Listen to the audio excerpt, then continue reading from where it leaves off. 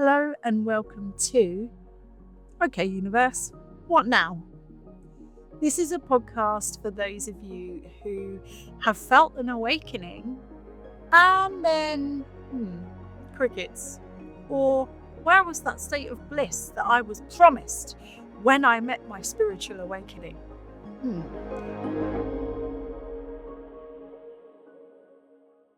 I'm Lina Della Luna and I am an astrologer, a spiritual and holistic coach, and an intuitive photographer. And I am here to help you navigate this world of surely it should have all been love and light by now. I want to really go on a journey with you where we explore the after. There are plenty of podcasts out there that can tell you about leading up to the moment you awaken, all the fanfares and angel numbers that draw you in until you get to that place of peace. But what a lot of people don't really talk about is what happens after. And surely it's supposed to be all love and light by now. And surely I am now on my fully aligned path, right? So, for anyone who has ever felt a little bit lost after awakening, knowing you have connected in this amazing way to the universe, but feeling like there's actually a lot more work to do, spoiler alert, there is, then this is for you. So I'm hoping you will stick around. So let's start today, episode 1. The day everything changed.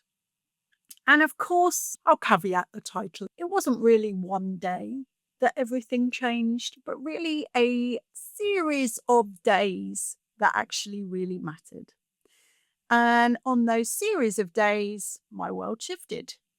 But they're not just for me, for everyone else around me too. Podcast episode 1, I guess, is for anyone who has ever felt totally lost before finding a sudden, overwhelming sense of peace. So today I'm going to share my origin story, what happened, the beautiful, the euphoric bliss, and then the kind of shock of what happened next, because I had to start doing the work. I have always been esoteric, shall we say. I was the kid into the supernatural and used to love watching things on telly late at night. Anything about ghosts. My teens, I loved Most Haunted. I lit joss sticks in my bedroom. I would play with tarot. And basically anything esoteric was of interest to me. Now, this was also underpinned by my often sense that I was never alone, that I would sense people around me, particularly if they had died recently. Often, I feel like I would sometimes hear things, and I had a few, I guess, spooky experiences. However, I also grew up in a Catholic Italian household. And whilst I was absolutely surrounded with love, there also wasn't really room for weird esoteric practices in a Catholic household. Now, don't get me wrong, there were other members of the family who also had a little bit of a woo-woo side, shall we say, and had their own psychic experiences. But generally, we were a good Catholic family, and I was expected to be a good Catholic girl. There was one incident in my teens where I really upset my otherwise placid father, and my bedroom wall was covered in posters of not only grunge bands, but also Bram Stoker's Dracula posters. I adore Gary Oldman in that film, and I love that book, and other esoteric kind of things. And they all got ripped down. The devil was inside me, clearly. So for a few years, I had to dampen the esoteric side of me. And I sung in the church music group, which I really enjoyed, and went through the process of being a good Catholic girl. However, one thing that was underlying though is I had issues. I was anxious. I'd been bullied as a younger child. And although I went off and did karate and later taekwondo lessons to give me confidence, I did drama, which gave me confidence. There was still something inside me that kind of lacked a security of who I was in this body, especially. I started to have issues with anxiety and depression at various junctures. It was particularly bad in the years running up to my GCSEs. I remember being put on lots of different pills by our family GP, which resulted in crazy hallucinations. I would be in bed at night and I would see all my school friends and school teachers and people I knew kind of surrounding my bed and pointing at laughing at me. And then I'd realize I would have taken off my pajamas in the night and they were laughing and pointing at my body. I know this sounds pretty harsh, but I got through it just. So going through my teenage years wasn't easy, as it isn't for a lot of teenagers. But I went through waves of struggling with anxiety and depressive behavior that would then be quashed for a while and then they'd rear their ugly head. They reared their ugly head quite intensely in my second year of uni. And I started to have the hallucinations again, really bad insomnia. And I just needed something. I needed something from life to make me want to live it at my fullest. I needed to find the joy in life. Now, don't get me wrong. I grew up in a lovely, loving household. My parents were immigrants from Italy, worked really, really hard to make sure we got all the schooling and everything we needed. And I was academically a success. Went to uni, then did a master's, but it was like, that black dog just constantly rearing its ugly head. I thought I had kicked it when I met and married my husband. It's nothing like love to open your heart, right? To make you feel I've cracked it. I needn't ever be depressed ever again. And together we built a really successful business. We started to climb up in our industry. And I've got to the point where I thought, wow, we're really smashing it. It became a 6-figure business and I started speaking professionally. Life was good. But you never really get rid of the black dog that easily, and certainly not by just quashing him. By this point, I was thinking I was probably an atheist or agnostic. I rejected my Catholic faith, but I kind of felt like there was something there. Something was there, but it just wasn't what my upbringing had told me was there. Fast forward to the end of 2018. Life is good. But there is an incident of me overhearing someone, let's just say, criticizing things about me, which in any other scenario should have been able to kind of either listen and learn or brush aside and say, that's okay, my talk wasn't for you. But something about that moment brought all my anxiety back. And I thought, I'm a total imposter. And they know it. I don't belong here. And so what ensued for the whole of 2019 was a resurgence with a vengeance of my depression and anxiety, in particular the anxiety. And I was high performing, so I would be out there in the world doing my job, ha ha ha ha ha, everything's fine. But I would have to escape for 5 minutes to have a panic attack behind the venue. Or I would leave my husband shooting to go and have a panic attack in the car. However, I was in denial that this was the return of my depression and anxiety because I didn't have anything to be anxious for, right? I had a gorgeous husband, a lovely home. beautiful cats, loving family. What the hell did I need to be anxious about?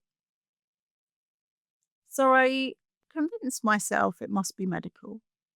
I must be going through early menopause or something, or I must be hormonally having an issue. Maybe it was my thyroid. Yeah, I'm sure it was my thyroid.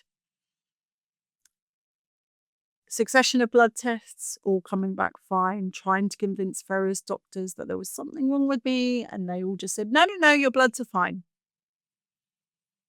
Until one very astute female locum doctor who saw me one day and he said to me, Lina, there's nothing wrong with your bloods.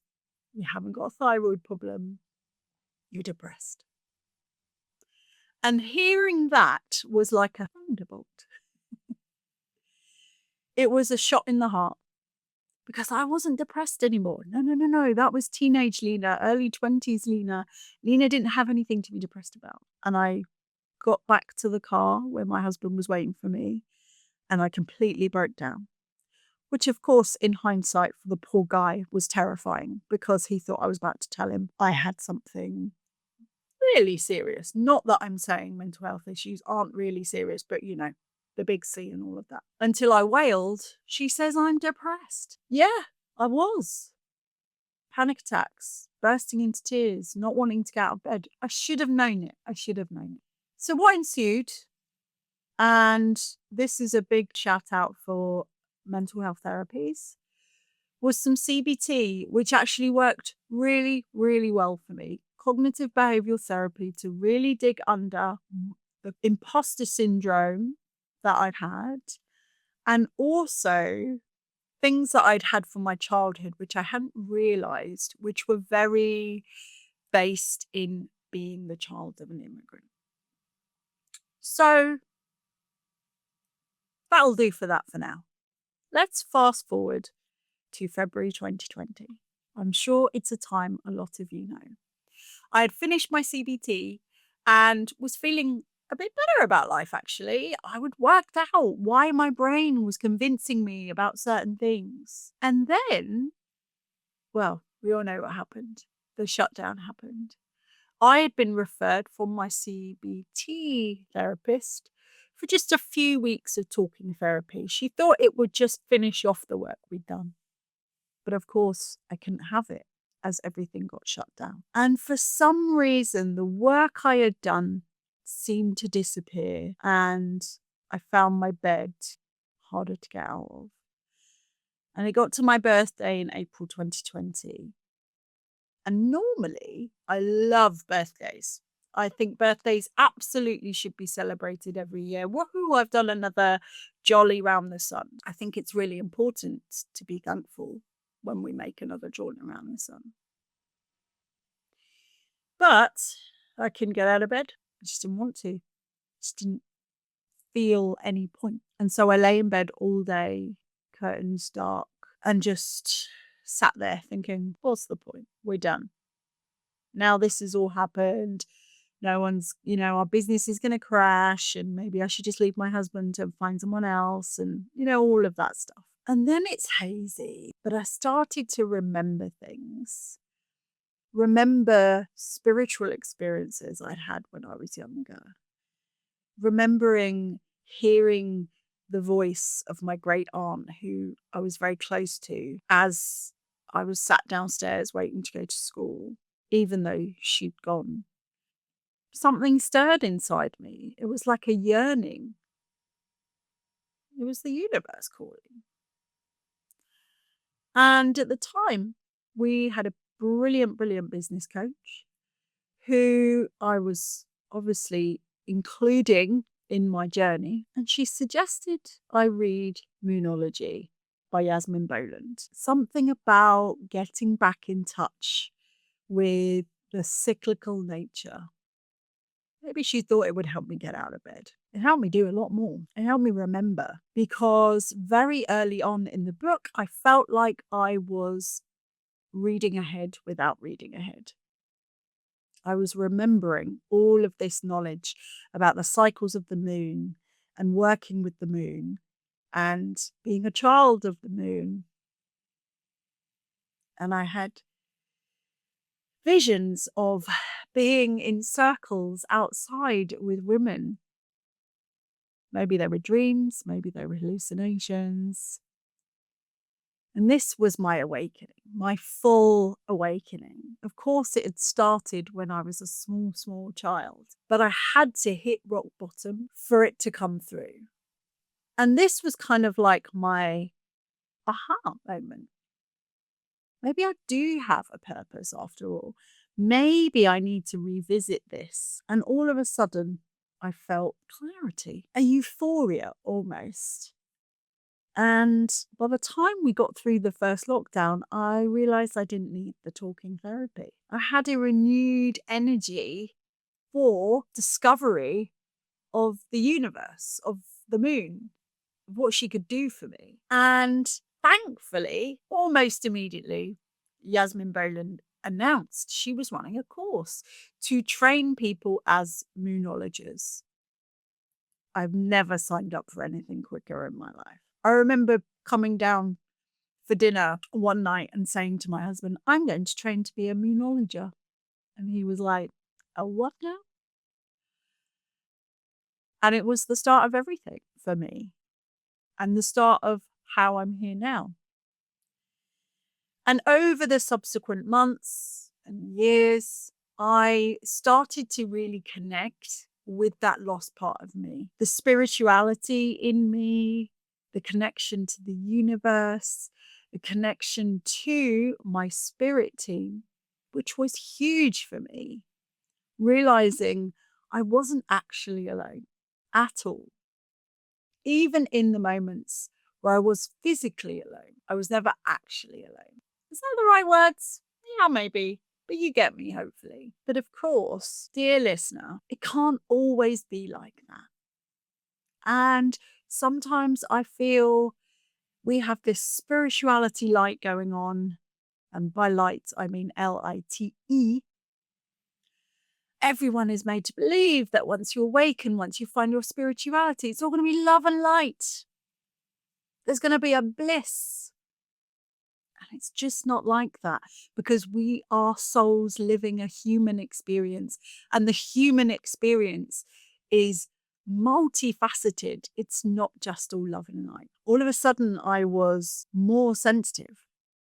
And again, I don't mean that in a negative way, but I really started to feel and think deeply. And there were things, that were quite exciting back then. Who remembers the great crystal obsession of 2020, 2021, when we all got on Instagram and all of a sudden there were these people on there doing lives and selling all these pretty crystals, right?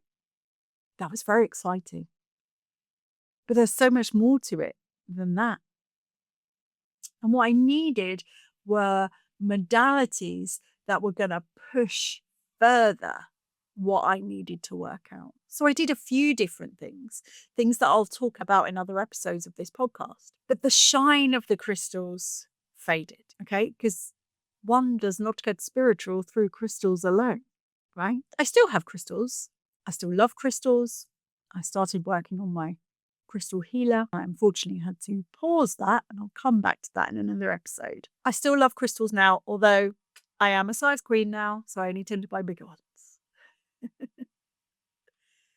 But there is always a turning point where you realize that initial high all of a sudden is a little bit confusing. And you think, well, hang on. I found spirituality. I found the universe. I found my ancestors. I've found a connection to my intuition, which is now so strong. I've found my talent in tarot, or I've found that I love music or embodied. We find these modalities, but it just doesn't stop there. And there will be a point where all of a sudden some of those old feelings creep in and you think, am I going backwards or am I layering up? And you are layering up who you are, because finding your spirituality isn't just on the surface. We break that surface when we awaken, but then we have to go deep. And that's where the real work begins. So I'm sorry if this isn't what you want to hear. So I'm sorry if this isn't what you want to hear. I'm sorry if you're here for a podcast that talks about all the fun stuff. Because we will, but we need to unpack a lot more than that. I realized my awakening wasn't the finish line. It was just an invitation. We don't want to chase bliss. We think we do, but actually we don't. We want to do the messy work of integration. This is why I ended up becoming a spiritual coach and mentor. I want to help others integrate because it's been so valuable for me. And I want to tell you about this level of integration too. This is going to be a safe space to talk about the messy reality of getting acquainted with your soul and what your soul wants from you in this human experience. And from that invitation, you will build an aligned life. Just as long as you realize there will always be work to do. And you know what? That's okay. Because every time you break through a layer, we take a step up and we discover something else about ourselves. So awakening is an invitation. I really want you to take that on board. It's an invitation to go inward, an invitation to find what your soul came here for. Because it came here and it chose you as the body to incarnate in, which is such a beautiful thing. But it's messy. And we need to agree on that and understand it. That's a little bit about why I'm here. Thank you for allowing me the space and time to recap on that and to let you know really why I, Lina Della Luna, have come here to start this with you, for me, for all of us. So in this next episode, I am going to show you why I actually had to abandon all those practices I initially picked up and got excited about, and how my modality journey was a little bit like just putting it out there and seeing what sticks. And you know what? That wasn't a bad thing, but modality chaos can sometimes cause overwhelm. So next week, we'll get into it. I would love for this podcast to be quite interactive, and I would love for you, the listeners, to contact me and let me know how this feels for you, if you have been surprised by what I've said or if something has resonated with you. And of course, I would love for you to share this podcast with another person who maybe has had their own shift or is in their awakening and needs to hear about this too. I look forward to meeting with you again next time. With love and moon magic. Bye.